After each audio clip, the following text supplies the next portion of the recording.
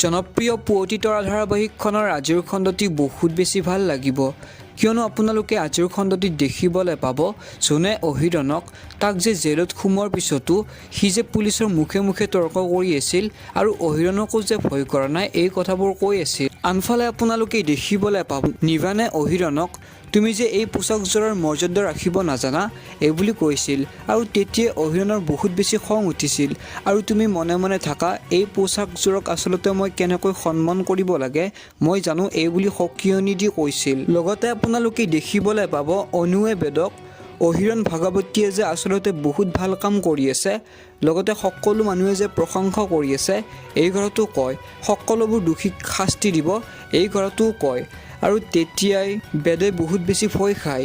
এতিয়া বাৰু বেদে পলাব নেকি বাৰু জানিবলৈ পাব আপোনালোকে আহিবলগীয়া খণ্ডটিত। গতিকে বন্ধুসকল আপোনালোকেও যদি পুৱতি তৰা ধাৰাবাহিকখন চাই ভাল পায় তেনেহ'লে প্লিজ ভিডিঅ'টিত লাইক কৰাৰ লগতে চেনেলটো ছাবস্ক্ৰাইব কৰি ল'ব লগতে সুন্দৰ কমেণ্ট এটা কৰি আমাক জনাবলৈ একদমেই নাপাহৰিব। ধন্যবাদ।